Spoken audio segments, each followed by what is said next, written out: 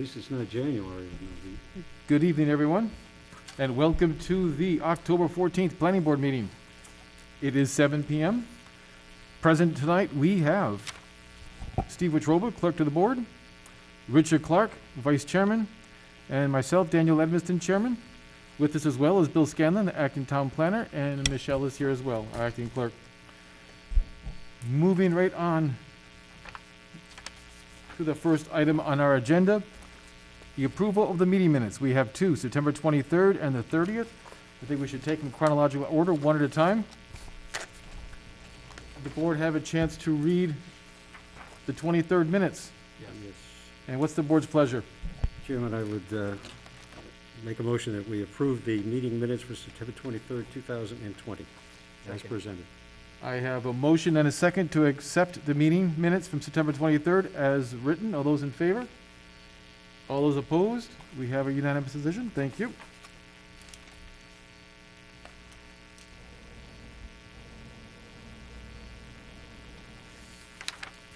Unofficial color, but. And the September 30th, we had a special meeting, a public hearing. Did the board have a chance to look through these? Yes. Mr. Chairman, I'd like to move that we approve the meeting minutes for September 30th, 2020, as presented. I have a motion and a second to accept as presented, or the meeting minutes from September 30th. All those in favor? All those opposed? Unanimous. Thank you. Signature.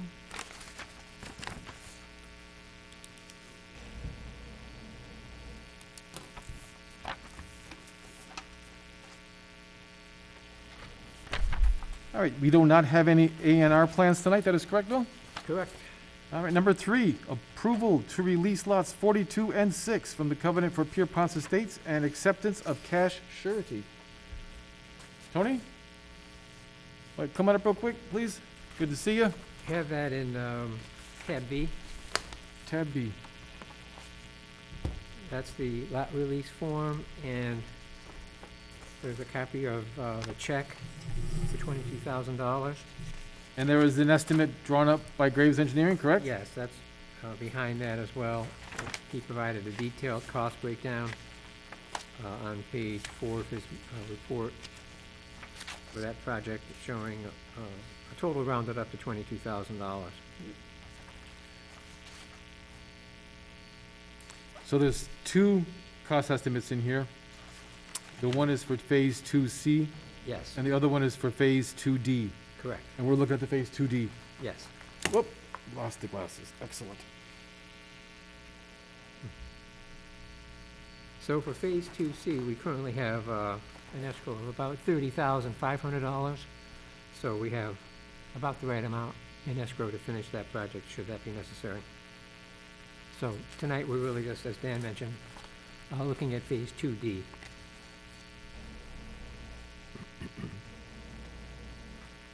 Is the phase from the end of where the road was constructed to the culvert, about 100 feet of roadway. Does the board have any questions? The only question I had on that, Bill, was I noticed a note from the engineer about the height under that culvert, that it was, can't find that page in front of me right now, but If I remember correctly, there was an issue with the height underneath the culvert. I think it had to be a minimum of 48 inches. This is going back to a report from Yeah. 2 to 4 weeks ago.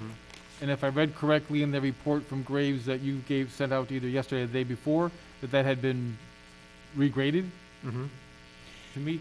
Tony? Yes, we regraded, we may have to do a little more work. What happened is, the ground is not level, it's kind of inclined a little bit. So the end of the bridge, you have more than what you need, the other side, you have a little less. So,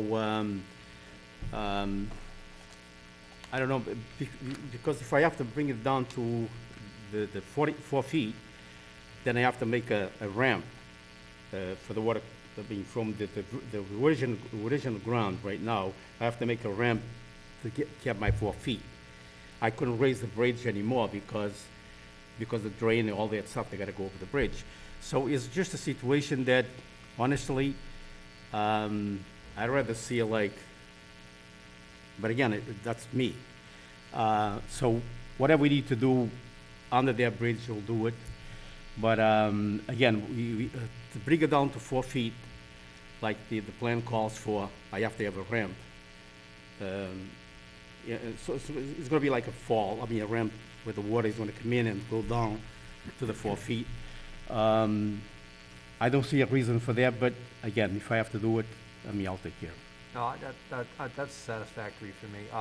The other question I had was, were you able to backfill the other side for the frost protection as the engineer had, Yes, that's something that I talked it over with Jeff, and I'm gonna get some fill over there so I can protect the, just for the frost wall. okay, and you're gonna be able to get that Yeah, done soon? yep, very soon. Okay, Yeah. that's the only questions I had. No? What's up? Yeah, if there are no questions, does the board want to make a motion? Well, Bill, just to give the board a little direction here, we're voting to release the lots, right? Yes, there's a Form E certificate of performance that if you so vote, I would have the chairman sign it, and Michelle's a notary. She can notarize your signature tonight. Okay, so I would like to make a motion to authorize the lot release of lots 42 and 6 from the covenant for Pierpont Estates. Second. All right, I have a motion and a second to release the lots 42 and 46 from the covenant for Pierpont Estates and acceptance of the cash surety. All those in favor? I don't know if it Opposed? matters or not, but you said 42 and 46. Sorry, 42 and 6, excuse me, and 6. 42 and 6. Yep, speaking 42 too and fast. 6. That was my 42 motion, are right? two, Okay. Yes. The motion's correct, I just was yeah. talking too fast. Okay. All right, so we have a unanimous there. Michelle, Purple Lake, acceptance? Nope. So if we would have the members sign where it says majority of the planning board, Mhm. I'll put a date up on the top and then a date down on the bottom. And then Michelle Maybe can black. fill out the rest of the notary. Just for the record, I was a yes vote. I kind of had my hand halfway up when I kind of interrupted him, so Half a yes. I want to clarify that was a yes vote by me.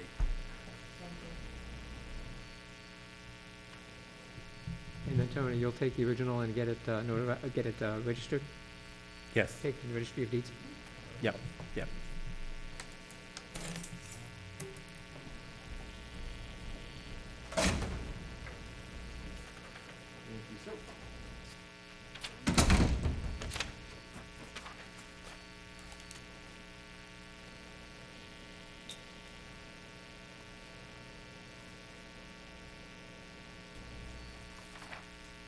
Can I see that? Oh, Richard. Richard, can I have that? Sure. Yeah.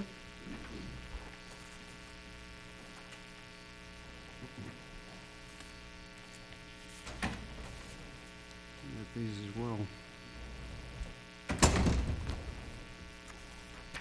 All right. So we I got that have- I wrapped have up, Tony?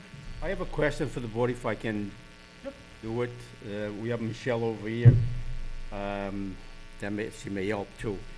Okay, this thing is going on for a year, because I was trying to get these lots released about a year ago. Okay, and because they changed the zoning, Yep. okay, took this long to resolve this problem. The ZBA gave me a variance for a year that is gonna expire very soon. Okay, so I have to go back to, I don't know where, I mean, maybe the ZBA again, because I need 2 years extension. I mean, I need a variance of at least 2 years, so I can go over there, build the road, and build the house. I cannot take a risk to go over there and build the road, and 6 months from now, go in the front of ZBA or another board, and they deny me. And I'm stuck with, spend $500,000 on a piece of road that doesn't give me any return. Right. So, where should I start? Yes, Bill. So, a couple of things, Tony. The time period, the 1-year variance period Yeah, is suspended during the state of emergency. okay, So that started in March, so that essentially doesn't count until the state of emergency is lifted. oh, okay, so So that gives you a couple of extra months, like 6 months. Okay, When the governor declares the state emergency is over, then the clock would start ticking again. so I still have a full year right now? So you have a year plus the time of the state of emergency, which is about 6 months or so. Okay, And then you can go back to the ZBA and ask for an extension of 6 months. But that's the maximum extension they can give you. If you still haven't exercised the variance, you have to reapply for the variances again. So you can reapply, mhm, you have to pay the fee and the application and go Right. through the process. And they can approve or deny, but, I mean, you have that option. And yeah, that is my problem, because if they deny me, like I said, I put my money, I mean, I spent $500,000 on that road, that's how much it's gonna cost me, and I end up with 6 lots. I understand what your problem is, but just to clarify, if I'm not mistaken, isn't that a state statute that's why they're limited to only Yes. being able to grant it Yes. initially a 1 year and then a So, 6-month yeah. extension maximum, and then that's it. So unfortunately, the ZBA's hands are tied because it's a state statute, it's a state law. Right, And as far as we go, we're back in the same boat we were in when you first asked us to help you. We sent you to ZBA because that was the only resolution we could think of at the time, and Well- unfortunately, I can't think of another way out of it. The other option, was this the issue that might have gone before the town meeting? Was that another possibility, another avenue that he might have had? Yes, that's what I was gonna say. You have the option of going to town meeting to rezone the property back to what it was before, which was Res 43.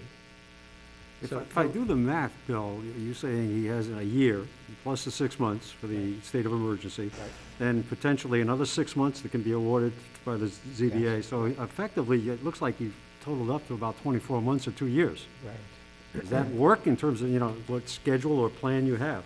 because I do wanna start that road as soon as possible. Okay, so, but I wanna protect myself. Yeah, the fear is if the zoning, the ZBA doesn't give him the last 6 months, Right. for some reason they don't make the extension, and instead of having the 2 years he's always looking for, he's only gonna get 18 months. maybe 18 months Right. or so. Yeah, but there's nothing we can do about it right now. I mean, Right, no, it's a I just ZBA brought this up because I need to start someplace, Right, right? It- And Correct me if I'm wrong, but even if it were denied, if his appeal to the ZBA were denied, you still have perhaps potential recourse to town meeting. Correct. Yeah. But I would work with the ZBA first, because you talk about, you have uncertainty if they would for some reason vote against you down the road. Talk about uncertainty, try putting it in front of this town meeting, and see what happens. Yeah. So, Tony, the other thing is, you can you have to do what is called exercise the variance somehow. Right. So, once you do that, you don't have to worry about it anymore. So, there has to be some activity on your part to develop each of those lots. So, for example, you could maybe get a driveway permit, you could get a foundation permit, Mm-hmm. some action on your part that shows you're actually moving ahead with the project. I have 4 houses pre-sold already there. Mhm. So whether that's adequate or not, I don't know, but you consult your attorney to see what exactly you Yeah, have to do. I'll talk to my attorney, and we'll probably come over, talk to you. and, Sure. Okay. All right. Okay, Well, thank you very much. yep, no problem. You All right, still thank you. have lot A14, right? That's that's the next application. Okay, all right, I'm sorry. Mixed All right. apples and oranges. Moving on to new business, item 4. Michelle? Approval, yep. Did you make a copy of that? Could you make a copy of that? Approval to release Lot A14 from the covenant for Rocky Hill Estates and acceptance of cash surety. Good night. Thank you. Come on up. Good evening. This is 4 Bona Drive, right? Pardon me? 4 Bona Drive, lot 11A or something, right? Or you got a different one? So I spoke with you about that, it's lot Yeah. A14? Yeah, So we have lot A14 on the lot release form. It's right next to 2 Corner Drive. you say four Bona, but it doesn't actually have a house number yet. Yeah, it's it's right next. 14A or something? Yes, Okay. yes. And you brought in a check for 3,000, Yes. which I made a copy of for the board. That's subject to an agreement that you have with the town that Yes. each lot release, you Yes. pay $3,000. So is it 14A or A14? 14A? 14A, I think. Yeah, it's listed as A14 on the plan. I'm looking at Form E, Certificate of Performance Covenant Approval Released. It's listed as A14 on there also. Yes. So this is pretty much the same situation as we, or similar situation as we have in the last item. Does the board have any questions?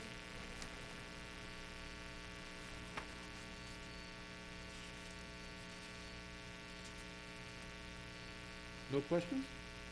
We're still reviewing.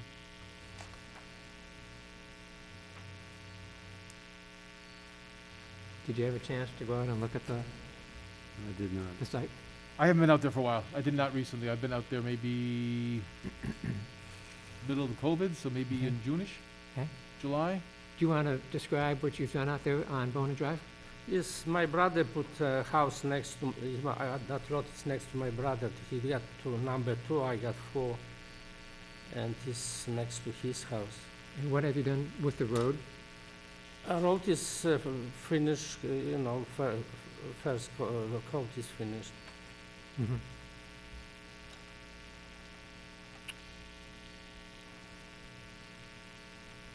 Is that the base course just on Bona Drive, or is it? On just Bona Drive, Okay. just that small section. Yep.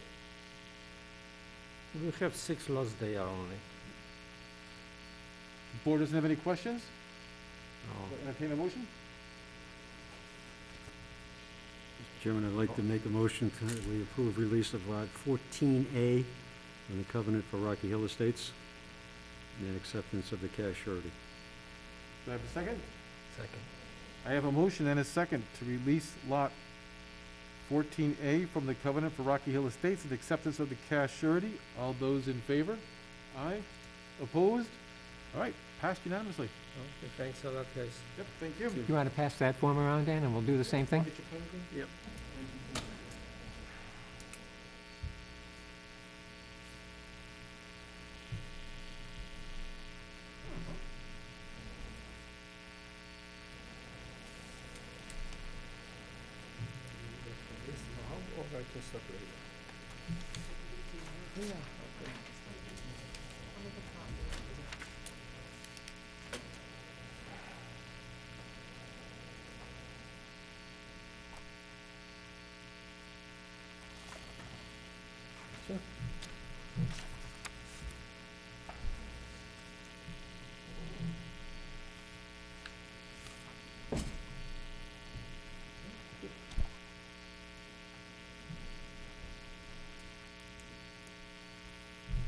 All right, moving along to our standard business. Number 1, discussion status report on finishing construction of and acceptance of uncompleted, unaccepted subdivision streets.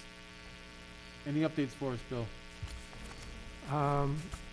You saw the report from Graves Engineering. It's in tab D of his inspection, showing the work that's been completed. So, and then he, as we've already discussed, Jeff Walsh prepared the cost estimate to complete phases 2C and 2D. So I think everything is in pretty good shape on that subdivision. We have sufficient security to cover ourselves should something happen with the project. So I think we're good there. I'm going to be forwarding the street acceptance procedures to Mr. Shakira. Yep. See if we can get some action for street acceptance Excellent. at town meeting in the spring.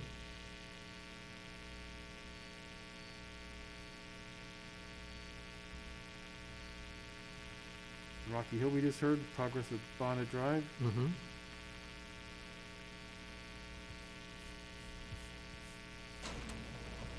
Fiesta is getting close to being complete, isn't it? Right, I haven't had any conversations recently, but the developer is interested in bringing that one to town meeting for acceptance as well. And original. So he'll be preparing all the street acceptance That can make it for documents the October? This is original.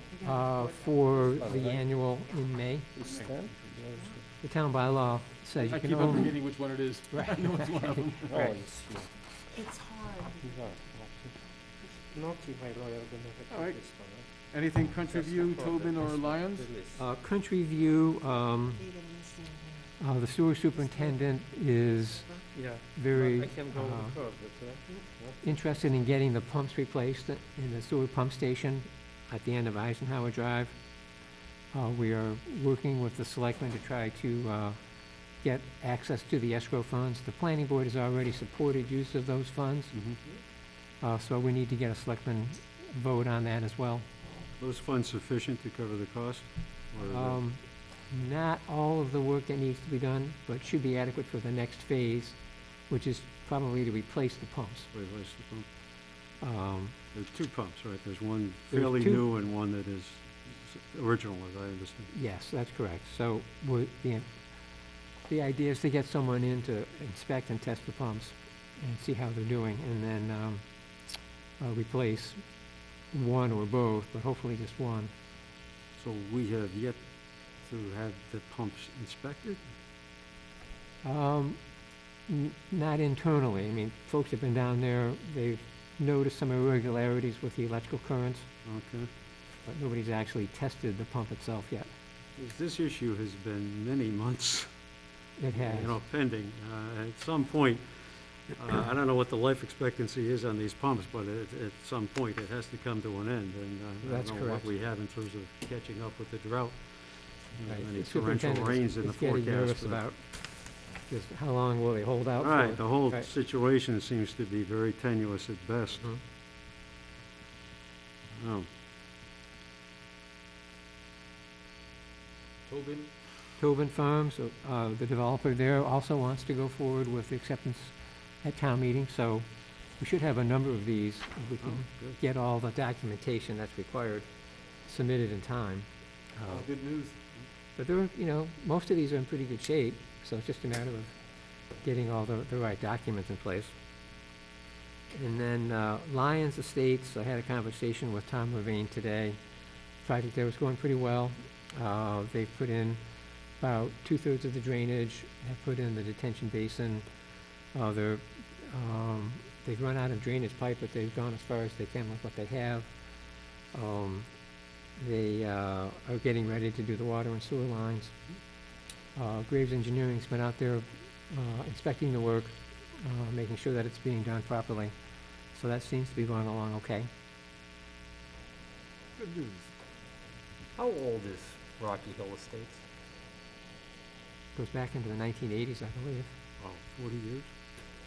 I think so. How old is that base coat that's in there? Well, for Bona, it was probably just put down. What's that? For Bona Drive, it was probably just put down Okay.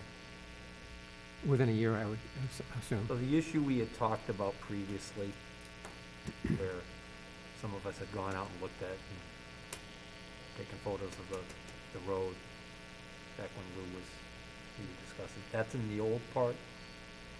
Yes. And if my memory serves me, the problem with that is the reason why that can't be accepted is because there's some sort of a legal issue with the, isn't Rocky Hill where the attorney came in and spoke Yes. to us? Yes. This Yes, is Mr. long-going, protracted legal battle, correct? I believe so. I'm not up to speed on exactly what the issue is, but Is there's there something any like that. movement on that? Pardon? Any movement at all on that? Is Not that that's any- come to my attention. That's not a legal issue with the town, though, that's between two private parties, right? Is that my understanding? I know there's Yeah, some, it's yes. between two private parties, but it basically stops, it stops that from being able to be an approved subdivision and accepted by the town as a Right. town road.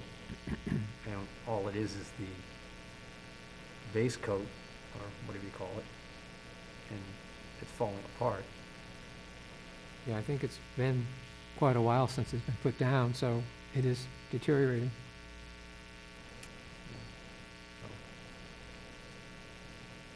Okay, Item 2, standard business, inspections and actions associated with site plans. Next, Okay. Sam, 55 Dudley? Yep, tab E. For both of these projects, we want to 55 Dudley Oxford Road in front of the high school, and the other one on Farley Road have been completed. They each have their final certificate of compliance from the Conservation Commission and their certificate of completion from the Building Department. I inspected those sites with the Vice President of Maintenance for Nexamp and found that all of the issues have been fully satisfied. So what I'm asking here is for us to just close out the project and return the funds that remain in escrow to Nexamp, because there's no need for us to keep them any longer.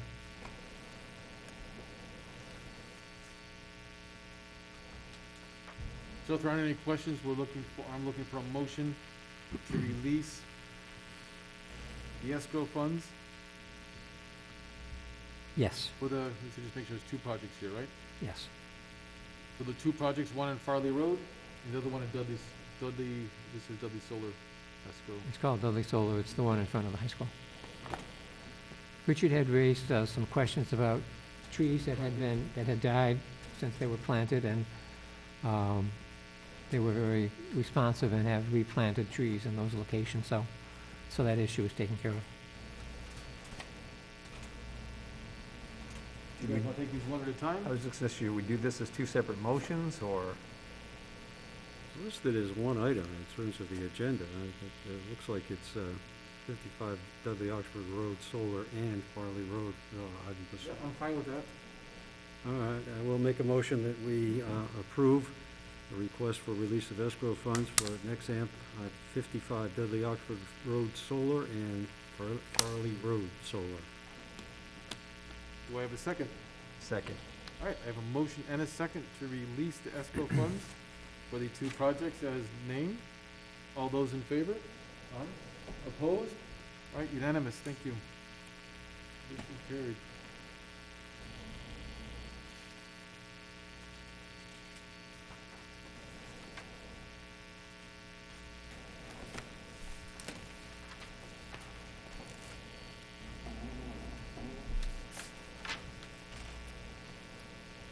That brings us to the next item, preparation for the fall town meeting scheduled October 19th, 2020. That is next Monday.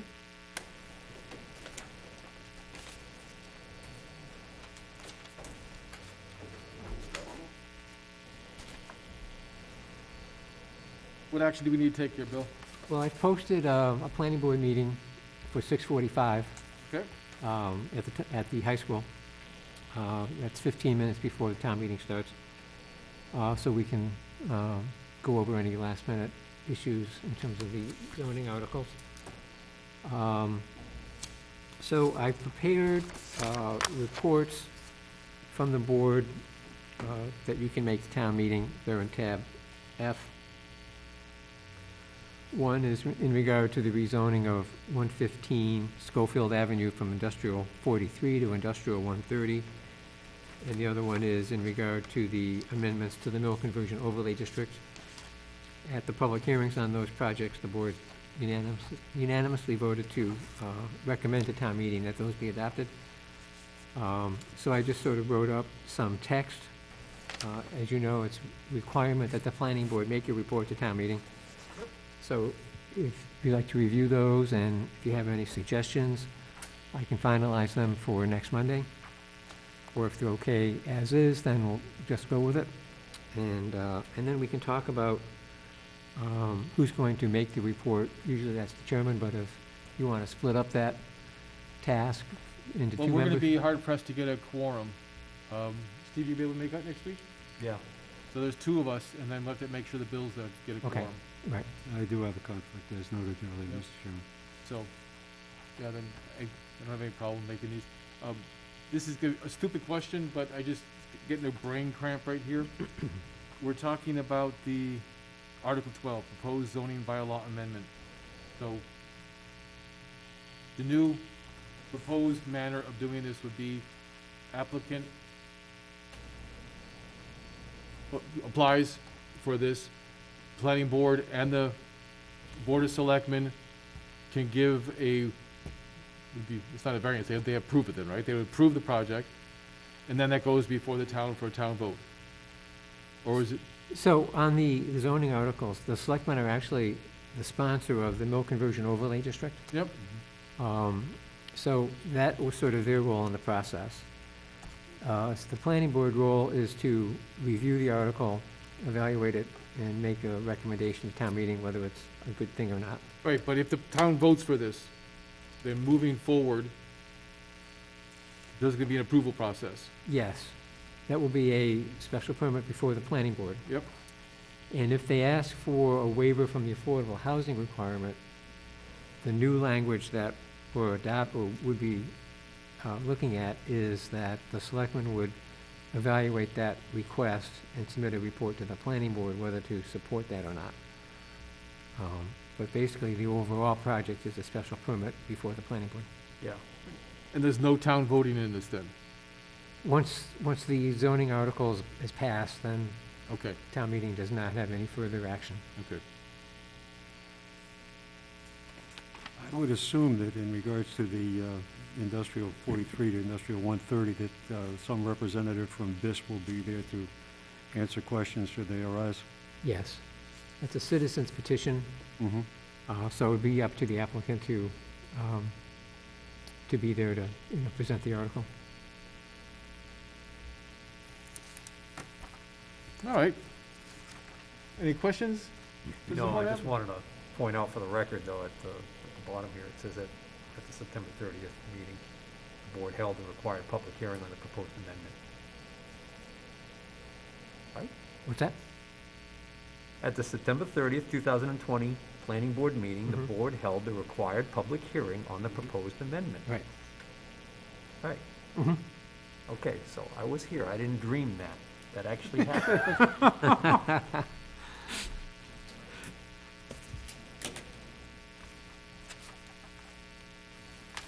All right. Now our big item, number 4, review of subdivision rules and regulations. Wait, is that G here? Yes. Start biting off the first chunk tonight. Yep.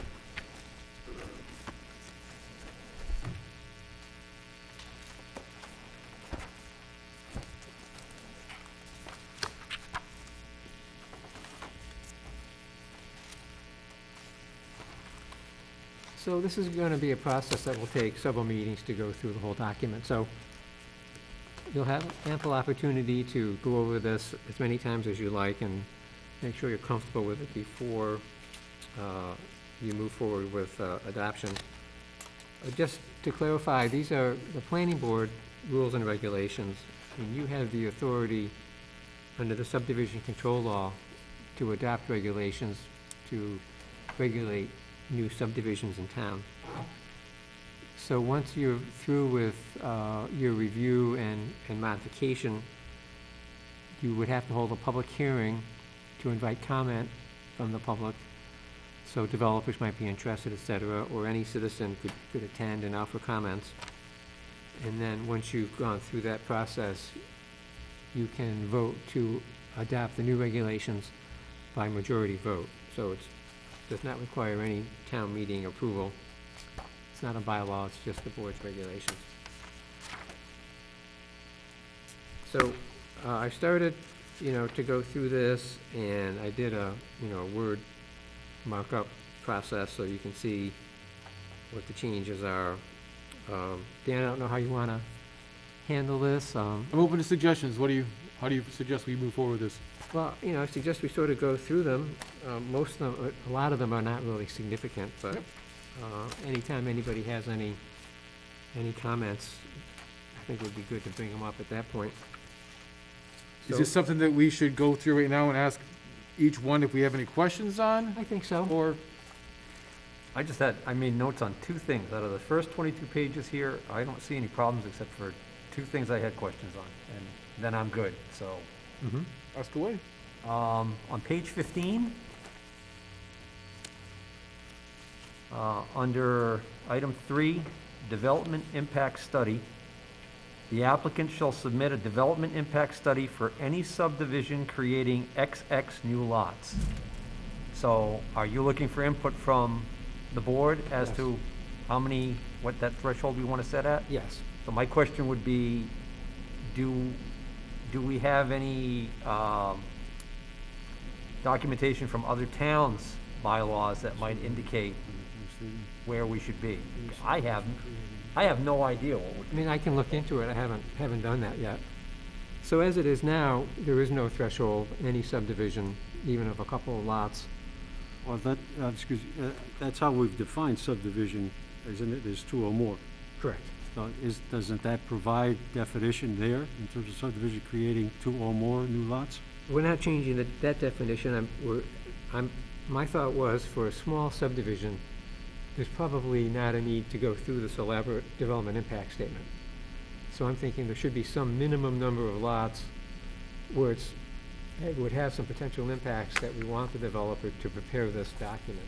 Oh, I completely agree that would be a good idea. I'm not sure what that number would be. What's involved with the impact statement? Well, it's pretty specific, it's detailed here, there's a lot of work involved, that goes on for, 2, This 3 is pages. usually something that's being put together by an engineer though, right? I think an engineer could do part of it, but there's a financial analysis, there's sort of natural environment analysis, impact on town services, so. Because when you get into these large developments, that's when you start to really see a possible significant impact to the school system, Right.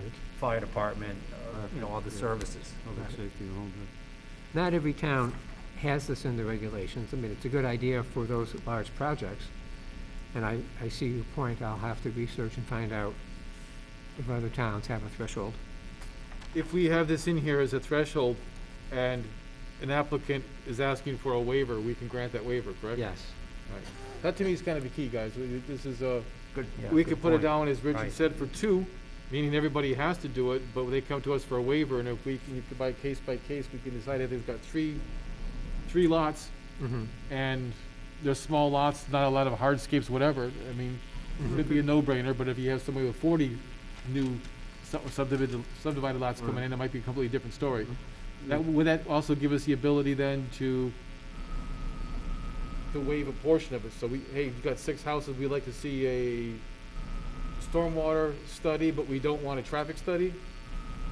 Yeah, I think you would have that kind of We would flexibility. effectively be asking for a modified development impact statement, Right, given yes. the fact that there may be, as you say, 6 or 2 or 3 or something of a relatively small number. Mhm.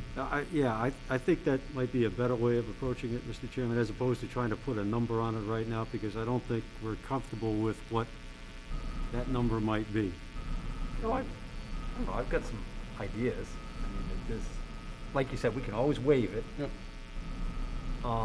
So I'm just curious, What number would you put on it? what's the largest subdivision we've seen in this town in the past 10 years?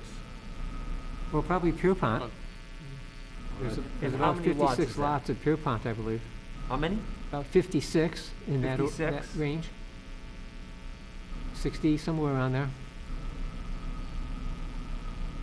Which probably something that size should have a development impact statement. Yeah, Oh, I would agreed, think yep. so, yeah. We just did Lions Estates, that was 18 lots. Since it was a modification of a previous plan, we didn't ask for it. But if that was a new subdivision, would you have wanted to see? So just throwing it out there, in my mind, 30 would not be an unreasonable number to put in that. Well, I think from what Bill's just said, that 30 would be on the extremely high side in terms of the town of Dudley. Well, no, he was saying Pierpont, that if we had thought of this back then, that Pierpont would have been a subdivision large enough to warrant. 56, at 56, right. And Right. Yeah, my only thing with this is if we put a number on it, and 30 is a good number, and then someone doesn't want to spend the money and they make it so there's 29 lots, our hands are tied. Or they can ask right away. Oh, they could just take it right out of our hands. And then if there's a special reason that we might want it, maybe it's next to a wetlands and there's a huge amount of runoff, for example, Yeah. and we say, we'd like to see one, then he points to 29. our rules and regulations, says, I've only got 29 lots, and you guys said 30, so that you don't have a right for one. But if we set the bar low at 2, and we have that ability to waive planning board have control. Gives us the flexibility, at Right. least. Not that we want to be unreasonable, but just to kind of make sure there is no loophole, no arbitrariness to it. Yeah, but at some point, if you make that number too low, it's almost as if like you're expecting a developer, no matter how small the subdivision is, to actually complete this divine. Well, in a certain extent, he's doing it anyway, for stormwater. They have to do stormwater anyway to measure their systems, to measure the basins. That's already done. Traffic impact for 6 houses, they're probably not gonna do, we probably wouldn't, ask for. But the technical aspects, maybe if they're connecting to town sewer, they needed pumps or something like this, that would be something you would expect from them anyway, so I don't think it's putting any additional burden on them. I think where it gets the additional burden is we start talking about cost impact to schools, possible traffic, if you've got, like if you think about it, all of Pierpont Estates basically empties out into one road. Okay, so what if, That might be something that might have been useful at the time. Right. what if this was reworded, to the effect that the planning board may request the applicant to submit a developmental impact study, if the board feels that the size of the project deems it, something along those. Just to No, take the number all the way up, just take it to an extreme, talk about an extreme example. Let's say that we have the ability to say every building has to have a sprinkler system, every one. okay, And that's a safe thing, it's a good thing, this is an exaggeration, of course, it's a safe thing. yeah. But then we put language to say, well, every building may have one. And if it's 2,900 square feet. Now you've got someone coming in with a 2,890 square foot house that says, I don't need a sprinkler system, which wouldn't be safer as compared to everything else. Or you have somebody who says, look, the language says may, what's the basis of may? There has to be some kind of, if you want, I'm not a lawyer, but I would just think that may is kind of a wishy-washy word. There's no basis to back that up.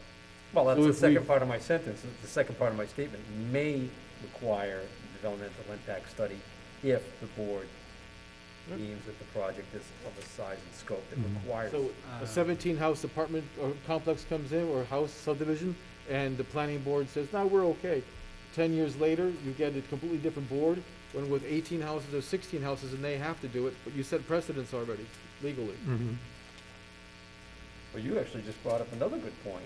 If you're talking about an apartment complex, does that automatically fall under requirement for device? No, not a, All right, well, that needs to be in here too then. that would probably be a zoning amendment. Yeah. You know, I guess, to make a number so low, it's kind of forcing each applicant to request a waiver. And I think a waiver should only be requested when there's a legitimate reason for it. So to make Not that I want everyone to have drag to this request out, that but we waiver. have it in our rules and regulations, sidewalks on both sides of the road, and then we have trees Right. between the road and the sidewalk. But nobody that I hear wants to do that. That's a constant waiver. We're being told that it's not good to put trees between the sidewalks and the street because of this, but it's what we're still supposed to be done.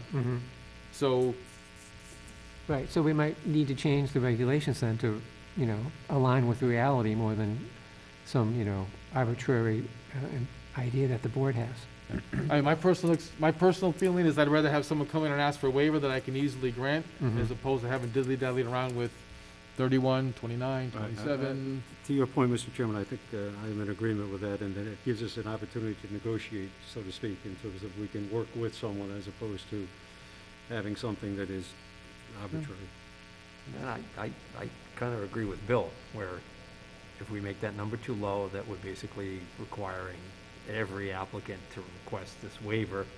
And you just made the argument that we already have arbitrary things in the regulations that we should be getting rid of so that they don't have to ask for these automatic waivers on so many things.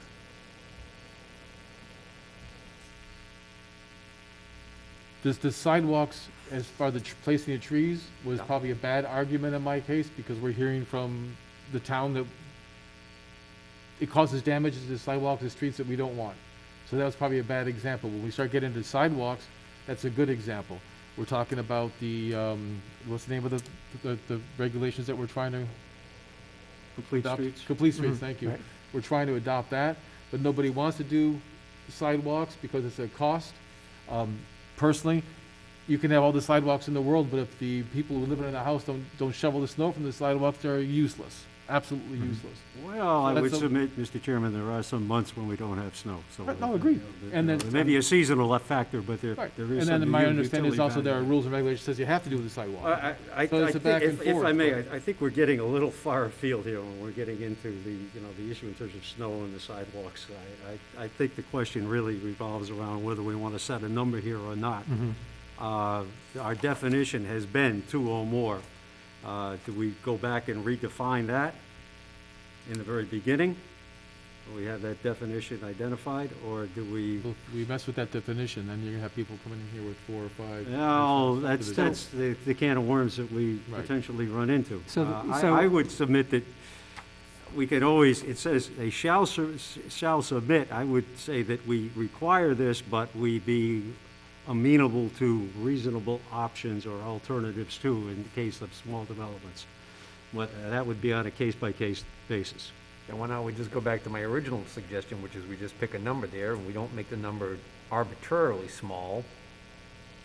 Make it a significant number, so that a small subdivision like the one off of JB Ave that we just had before us would not be required to even ask for a waiver for a development impact study.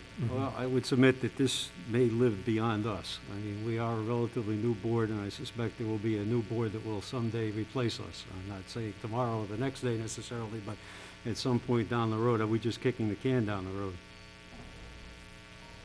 So the way it We're stands, trying to put I am something in just, I'm place. just saying that we could leave it as is. In other words, it apparently has passed muster in terms of previous boards, so it does have some validation in that respect. Well, no, leaving it as is removes the line for any subdivision creating X number of lots. Let me find the. that's right. So you could leave it the way it is, and then any subdivision would require, Then it's the same as putting 2 in there. right. I could also do the research that Steve originally asked for, was what do other towns require? Right. That might give you some more information to help make Yeah, a decision. I would say, I suggest that if Bill can find something in another town's subdivision regs that we can look at and say, well, that makes sense and agree on, then that'd be one possibility. The other possibility is to take the revised line right there completely out, leave it the way it was, and we go back to basically any subdivision. Yeah, my to ask recommendation for a would be waiver. this, Bill, this is my recommendation. Richard and I both think that it should be 2. You think otherwise. We have the majority right now. We can wait till Bill is here, we can talk about this again and save yourself a lot of effort. Is if Bill's in agreement that 2 is a good number, we've got a majority, and there's no use talking about it anymore. Goes up for town vote anyway. I don't see what the issue is asking somebody asking for a waiver. I don't know what the problem for that is. Well, no, then, if that's the case, then why do we even need that line in there at all? Right, we could just take that out. If any subdivision, no matter how large, would have to file that report, we don't need a number in there. Right, Right. right. So that makes everybody happy. Just no Take change. the revision out altogether. Mhm. Well, I wouldn't say everybody happy. Like I said, I liked my idea, nobody else did, that's fine. I don't think we're gonna wait for Bill to be here to outvote me on it.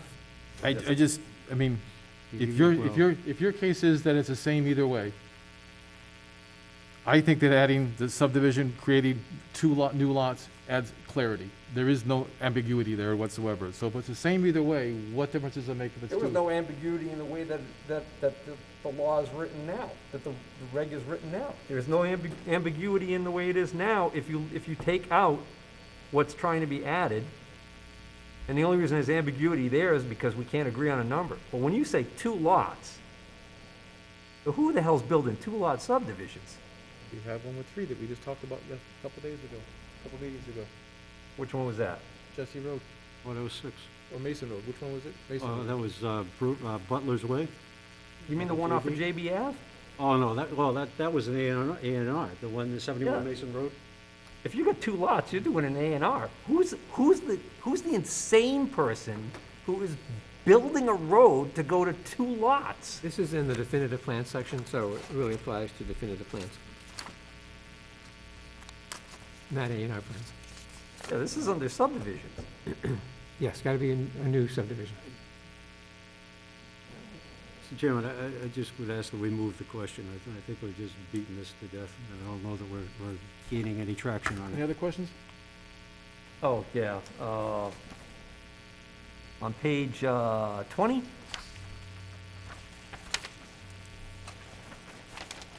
I honestly didn't think we were gonna spend that much time on the last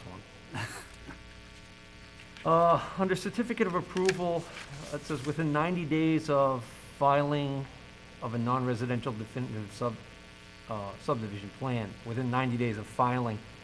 Won't this end up being changed by what's being proposed at town meeting, that it's gonna be changed to within 90 days of the closing of the public hearing? That's for a site plan or special permit, I think, right? This is a Right. subdivision? Okay, but my understanding was the reason why the town's attorney said that they want to change that is so that it fell in line with what the state regulations were. Right. But that's a... Right that's a now, z- there's a disconnect between what the state says and what Correct. the town says.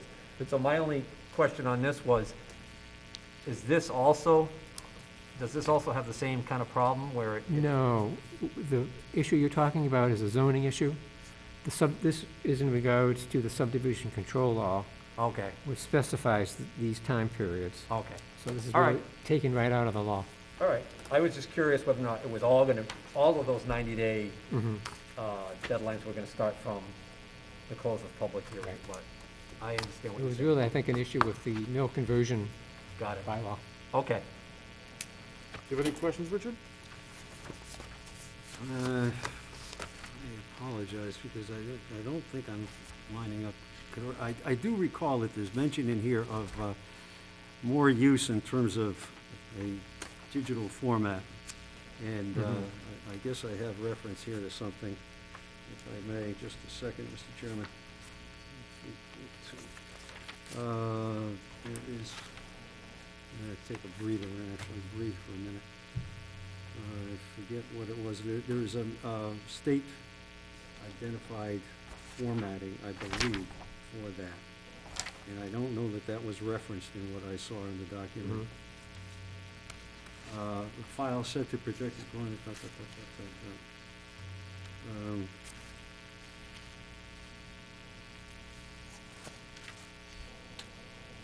And I apologize for not being able to find that citation in here.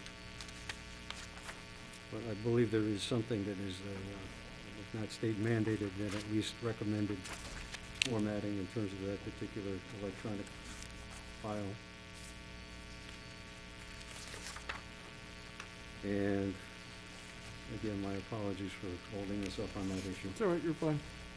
So I would assume then that, Bill, that whatever you would be requesting or have indicated in here would be in conformance with state requirements as far as formatting of such documents. Yeah, on page 6, I think is of the draft, digital submission required. Submission required, okay, there it is. The applicant shall provide Standard at Mass electronic file of the GIS, plan okay. that complies with a level 3 standard of Mass GIS. So I think that's That's, a state agency that has promulgated standards for parcel mapping. mhm. You think that's moving towards a future where everything will be able to be filed electronically, that no longer will? Well, that would be part of it. You know, most, or not most, but a lot of towns now have electronic permitting, where there is no really paper that's filed, it's all electronic. Okay. Dudley hasn't done that yet, but a lot of other towns have. I think Oxford is doing that now.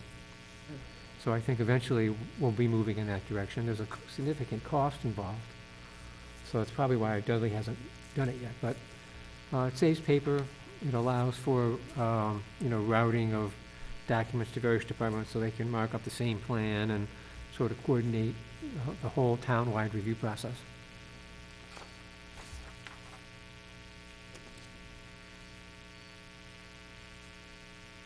Yeah, and you reference again with preliminary plan, the applicant shall provide a digital copy of these forms and documents to the planning office. And I assume that the applicant would be made aware of the particular formatting that was required. Yes. which may change over time, you know, so I didn't want to get too specific. but- Oh, no, no, no, you're right. Yesterday's software is tomorrow's Right. newspaper or something.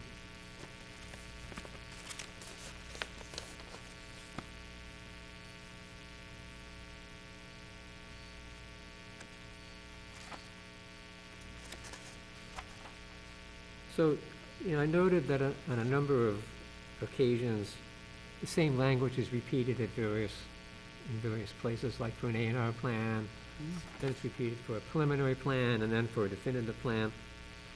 So my thought would be to move that sort of up front before all those individual, you know, citations for plan submissions, so that it applies to all of them, rather than repeating the same language 3 times.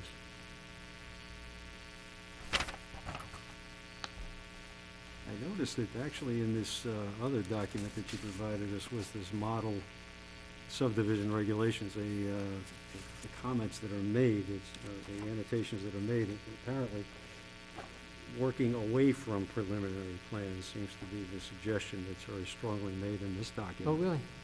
So that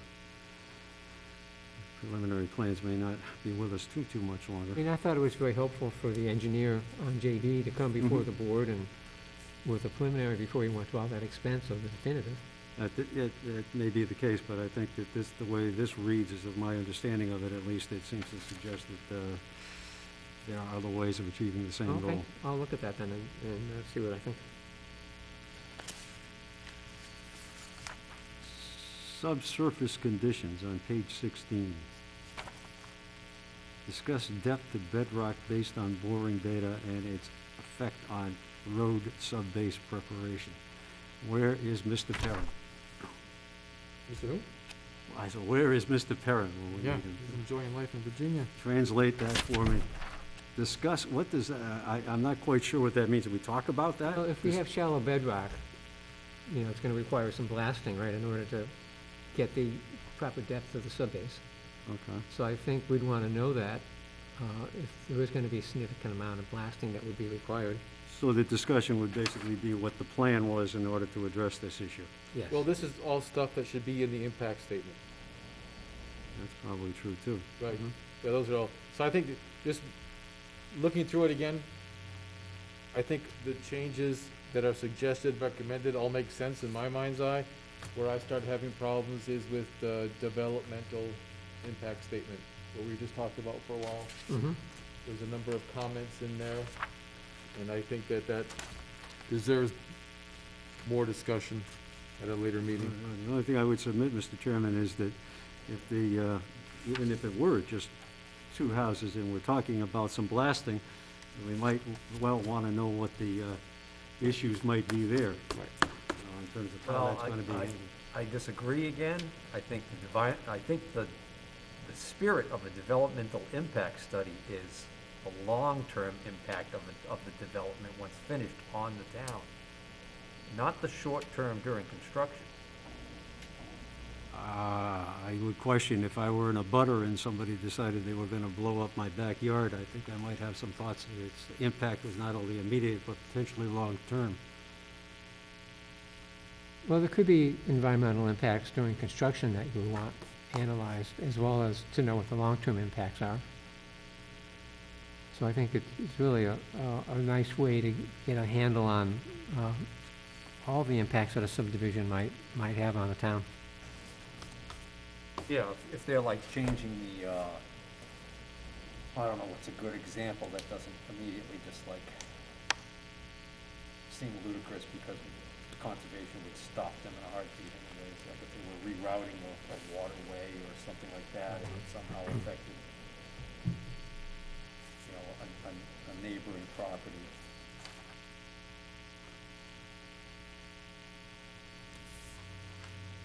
I don't know. So I would recommend, Bill,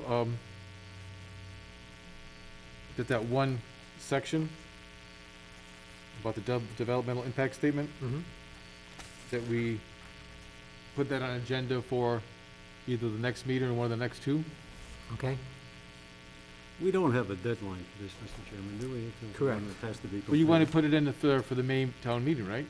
No, there was no town meeting vote. There's no town meeting vote. It's a planning board. Oh, that's right, you said that at the beginning, that's right. basically. We just have to have a public hearing, right? Correct.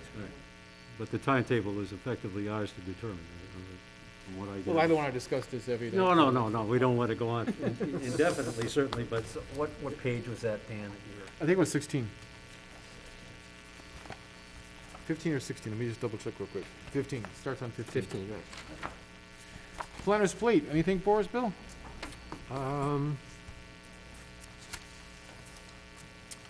Yes, today I received the special permit application for the marijuana manufacturing, processing and retail establishment in the Chase Mill. Okay. The big one.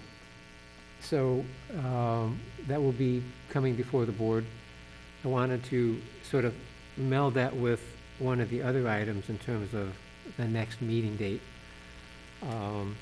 So I've tentatively, I had a conversation with Dan about November meeting dates. November 11th, which is the first, or excuse me, the second Wednesday of the month, is Veterans Day, so we can't meet that day.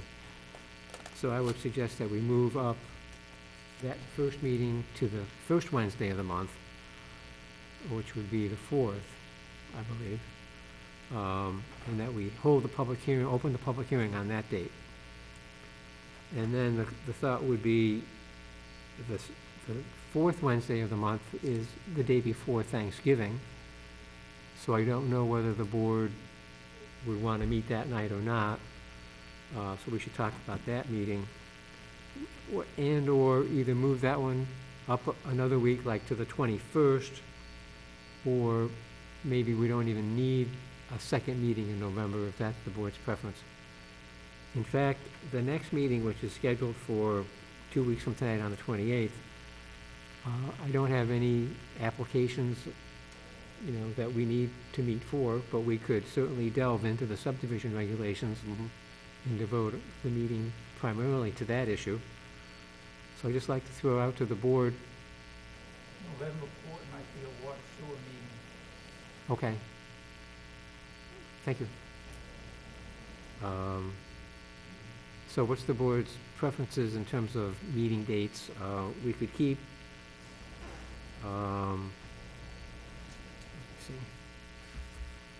So we have a potential sewer meeting on November 4th. We Usually could they- theoretically meet October 28th when we're scheduled. Yep. And then move our last meeting in November up a week till the 18th. Yes. That we would have one the 28th, one of the 18th, then we could get back to, how does this December look? Do we need to talk about that at all, or are we okay? So the two meetings would be the 9th and the 23rd. 23rd's 2 days, yeah. 2 days I before think Christmas. typically, most planning boards don't meet Christmas week, so, and then the 30th, of course, would be the day before New Year's Eve. New Year's Eve, so probably you might want to go for just one meeting in December, and then get back to the normal schedule in January. Yeah. I would have us on the 6th and the 20th of January. So my thought would be to move the first meeting in November up to the 4th. We could work with the Water and Sewer Commission in terms of we could either meet at 7:15 or 7:30 if they're going to be late, or see if they can move their meeting up a little bit. And then we could do the 18th or not. That would be up to you. So if we just received a special permit application with Chase Mill, we would need to get a public hearing going for that, right? Yes. Yeah. So we could do it on the 4th. I have enough time to get it in. So it would either be the 4th or the 18th of November. We have 90 days to act on that? If it gets approved as You longer? have 65 days to open the hearing, and then you have 90 days after the close of the hearing, so you have plenty of time to review that. I think it's going to take a couple of meetings to go through it, and you'll need to consider whether you want to hire some independent consultants to evaluate different aspects of the project. So we're meeting on the 28th already. How do you guys feel about the 4th? You want to fight with the Water and Sewer Commission? Why not? I'm open to either option. The 28th, no problem, but the 4th, if we decide to meet on the 4th, that shouldn't be an issue either, I hope. Bill's the one who's gonna have to fight with him, not me. What's that? You wanna meet on the 4th, I'm fine with that. You're gonna be the one who's gonna have to work it out with water and sewer, Mhm. so. I know I don't wanna be sitting here waiting for a water sewer meeting. Right, I feel the same. We've had that conflict a couple of times. We're Yeah. sitting here for 45 minutes, an Right. hour, and I do not want to do that Well, either. Riveting they meet as at the 6? meetings are. Is that their scheduled I meeting? think they usually meet at 6, right? 6? But I don't know, what their agenda is, so I don't know how long that would and take. even if we knew what the agenda is, that wouldn't necessarily Right. tell us very much in terms Mhm. of how. All right, so if we meet on the 28th, which October 28th, already scheduled, is the board comfortable with only having a meeting on November 18th? In November, that would be one meeting. And then we have to follow that up, probably with only one meeting in December. We have 2 months. I mean, theoretically, we're open till 10, right? So Mhm. if we have to be here on the 18th or on the December 9th until 10 o'clock, so be it. You guys want to do that, or? Yeah, that doesn't seem to, I mean, that way we don't run into a conflict against water and sewer on the 4th. Richard, you agree? No, I'm okay with that. That sounds reasonable. That works for you, Bill? Sure, yeah. So we'll meet as scheduled, 28th? October 28th. We will meet November 18th. So move our second meeting up and cancel our first. Then we will meet on December 9th as scheduled, and then cancel our 23rd meeting. And then January, we're back in regular rotation. Okay. Start the new year fresh. Yeah, hopefully without COVID. So that's, we'll meet December 9th and cancel December 23rd. Get our Christmas shopping in. So Michelle, I'll work with you to get those posted so people will know. Anything else, planners plate? No. Any comments from the planning board? Just a thought, Mr. Chairman, we have approved the Complete Streets program that's been approved by the Board of Selectmen, so I guess Dudley is on record as in support of Complete Streets. I took a look at some of what was online, and I'm hoping I'm getting as much out of this as I thought I was. It identifies 3 tiers. It looks like we're at the second. The municipality looks holistically at their complete street needs, safety, or network gaps, and develops a complete street prioritization plan that aligns with local and regional planning efforts. Do you know, have we done that yet, Bill? I don't know that we have. I can give you an update on that. First of all, the policy was approved by Mass DOT. Mhm. It was scored 93, plus the town got 4 points for being a compact community for a total score of 97. So they really like the policy. Central Mass Regional Planning Commission has prepared a contract with a scope of work for Tier 2, which is the prioritization plan. Michelle, do you know if John has approved that? Okay. Okay, so once that's signed, the CMRPC will go ahead and start working on that plan. Okay. I understand that one municipal employee has to have undergone some training. Yep. That would have been Mr. Ruda? Yes. Okay. I also understand that there's a potential for $50,000 for planning, and then another $400,000 possibly for construction or for remediation, whatever the case may be. So there's a total of almost $500,000 out there as the carrot. So CMRPC cost is about 20,000 or so, and that would be paid for by Mass DOT. I So- would recommend or suggest, Mr. Chairman, that going forward, that we make Complete Streets one of our agenda items, so that we can keep ourselves abreast of where we are in the process and what's going forward and what's coming next, if you would. That As sounds like a good we idea. have identified ourselves, or we are identified as the committee with responsibility for Complete Streets in the town of Well, I Dudley. like that idea. And God knows we've got a number of dead horses on that agenda now that at least this one might have a little bit of life and some legs on it. Any other comments, planning board? So, Bill, just a quick question. Now that Lou has unfortunately left us, is there gonna be an appointment for an additional member? We're gonna ask Russ to step up, or how's, Well, I've asked the town administrator that question, and I don't have an official answer yet. Okay. The town doesn't have an official process for appointing members when somebody has resigned midterm. So it was my hope that we could move our associate member up, but I don't have an answer whether we can do that or not. It's possible that we may have to not have a fifth member until the annual election.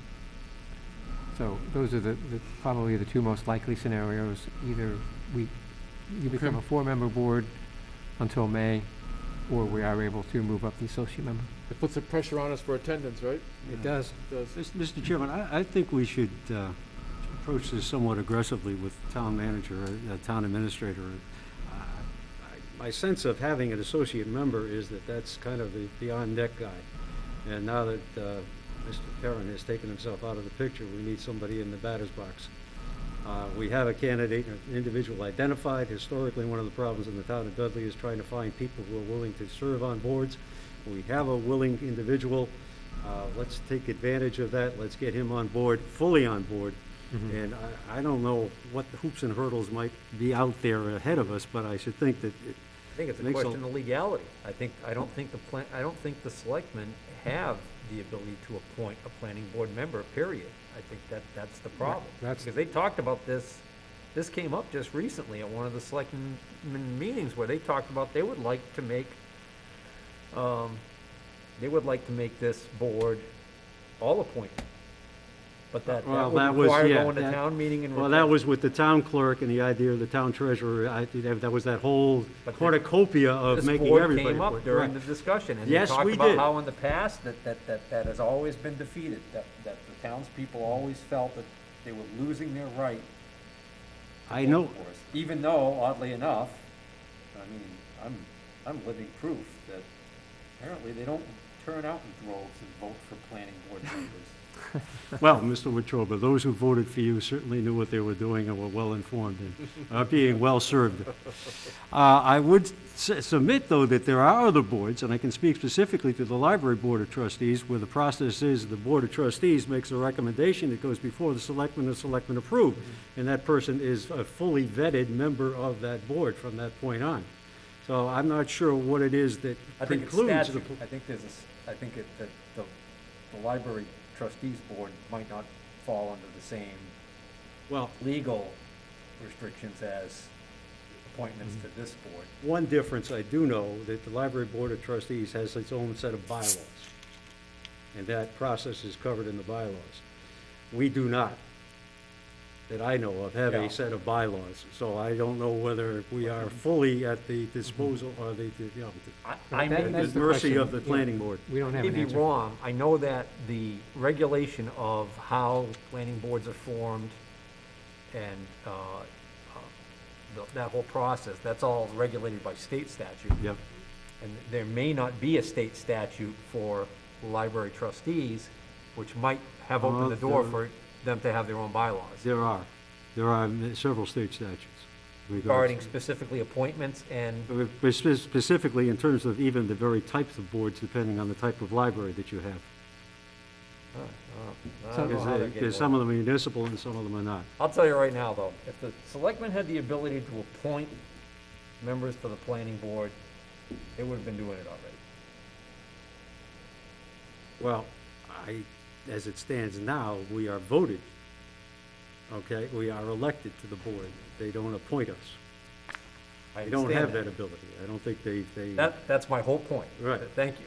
they That's what don't I'm have that saying. ability, but in the case of a vacancy, do they have the ability to fill the vacancy?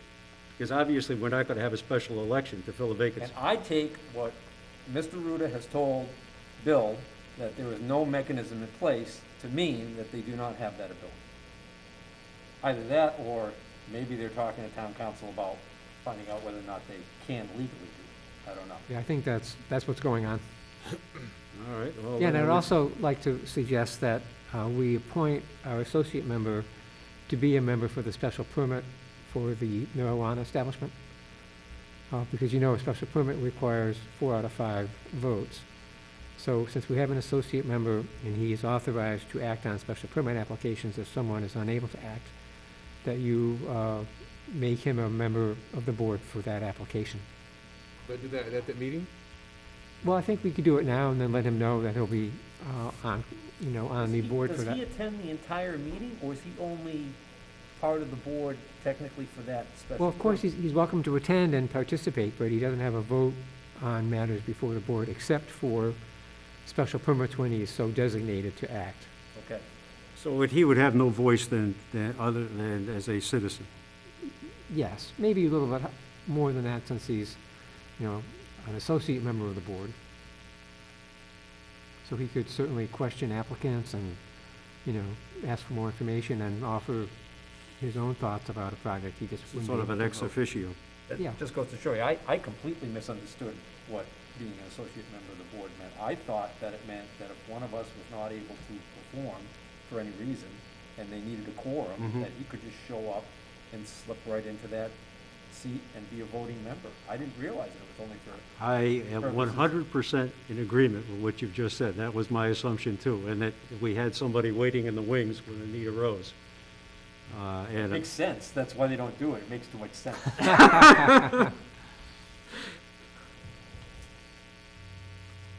So how would I word that? Well, I think it's within your authority to just, appoint him to be a member of the board for that process.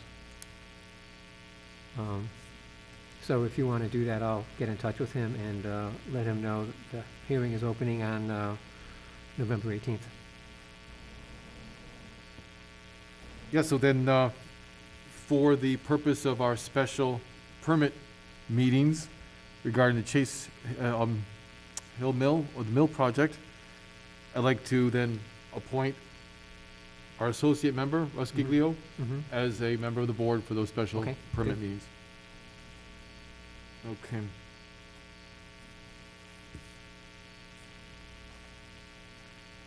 The planning board delegate to the CMRPC? Yes, you have the form, it's an annual form which we receive. It's on tab H. Lou Perrin was the delegate to CMRPC. Yep. Since he's no longer a member, the board needs to appoint one of its own to be a delegate to the Central Mass Regional Planning Commission. I nominate Mr. Clark. I'm going to surprise you. I'll accept. Really? There you have it. Do we need to vote on it, or? We do. All right.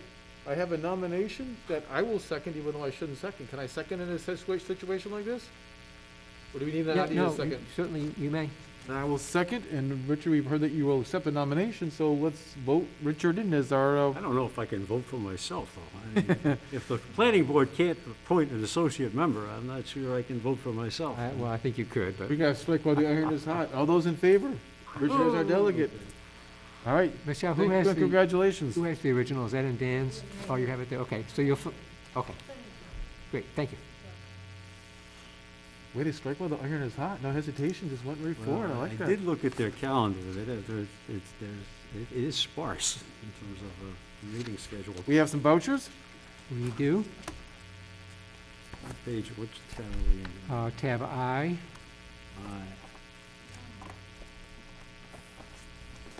So we have, Dan, you want me to run through them, or? Yep, just to You make want sure we got them all. I think so. So we have a nameplate for me, which is right there, for There you $10. Oh. This indication you're going to be with us for a while. Think so. These things last forever, as I understand it. That's right. We have an invoice from Graves Engineering for $2,014.05 for review of Lyons Estates. And we have the actual invoice behind that, so you can see. If I may, and I may be out of order in this, Mr. Chairman, but with regards to our commitment now to complete streets, is that something we need to make Graves aware of? Is that something that factors into their thinking going forward?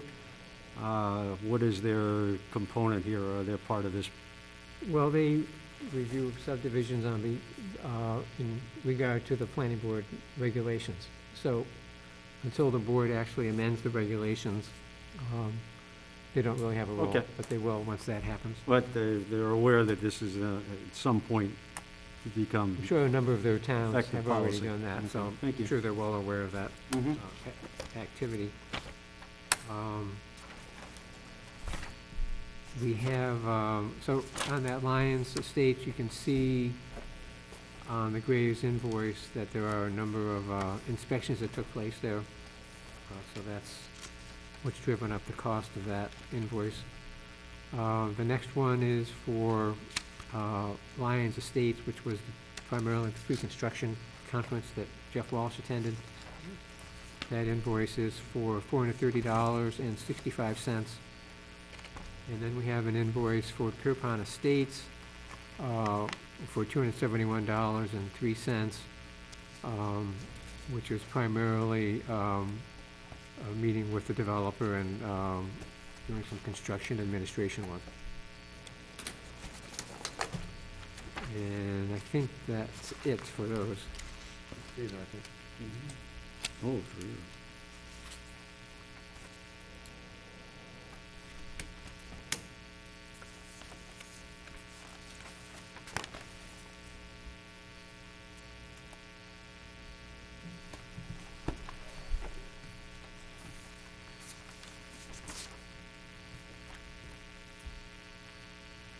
With approval of the vouchers, town notices, other correspondence, anything to discuss?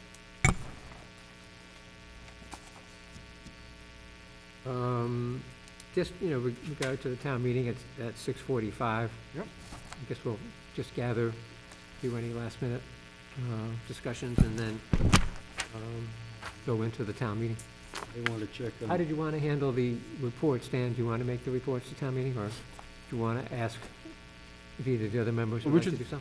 Any desire? No. All right, I'm making the reports. Okay.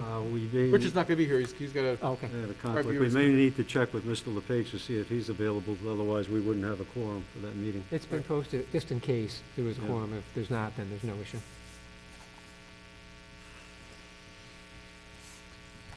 all right. Is it time to accept the motion to Yes. adjourn? Mm-hmm. Mr. Chairman, I would like to make a motion that we adjourn at this point. And a Second. second? Motion is second to adjourn. All those in favor? Aye. Opposed? Always passes. 8:22. All right, thank you, everyone. Good night. Okay, thank you.